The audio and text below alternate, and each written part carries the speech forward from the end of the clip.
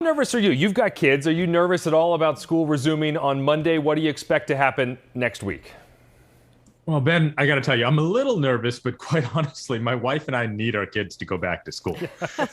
We've gotten our hands on a handful of rapid tests, and we're going to be testing our kids before they go back. And I know that rapid tests are they're part of almost every school district's plan here in the Commonwealth. So if we can get kids tested with rapid tests, we should be able to do this safely. Is that your recommendation? If you've got rapid tests in the drawer, pull them out, and it's not a bad idea on Sunday to give your kids a swab if you got them?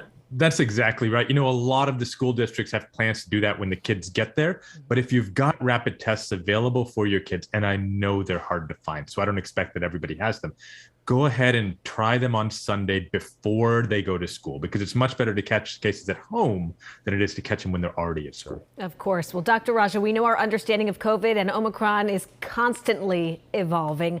So where is the science at this point when it comes to kids and the severity of COVID infections? Well, Erica, fortunately, as with adults, Omicron really does seem to be less severe in kids. We're seeing a lot of kids come into the ER for testing, and a lot of them do end up testing positive, but the vast majority of those kids go home.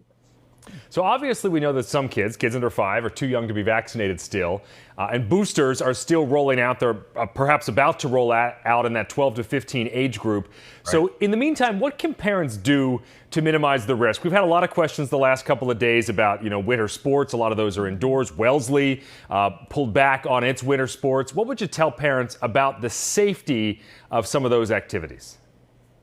Well, here's the thing, Ben. I think the main thing that we need to emphasize, and that you guys have been talking about too, is if your kids are old enough to get vaccinated and even boosted, like you said, that is absolutely the most important and the best thing that you could do. Now, fortunately, the kids who can't even get vaccinated, the kids under 5, they're not doing a whole lot of the winter sports and the other activities that we're all worried about.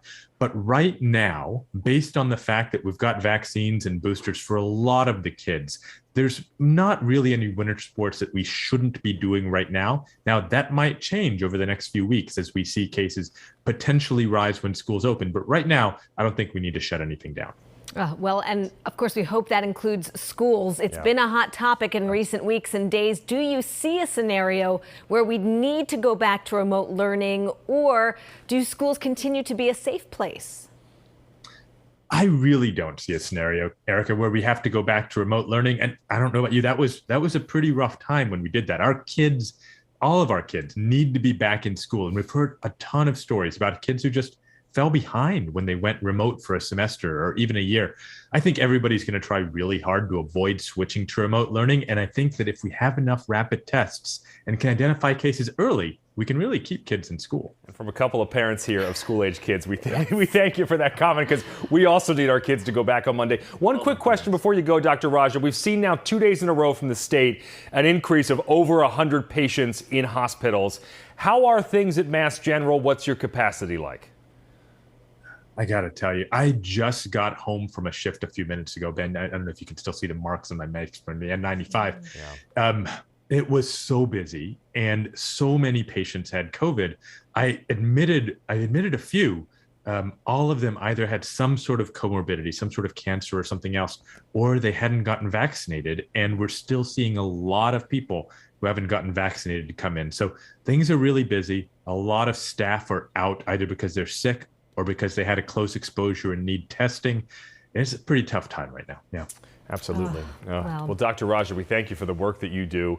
We hope you have some time over this weekend to celebrate New Year's with your family and your new puppy. Congratulations on that. We've seen the puppy on Twitter. Thanks, Ben. I really appreciate it. He's Dr. super Raja. cute. Happy New Year. Thank you. Happy New Year. Here's to a happy and healthy 2022.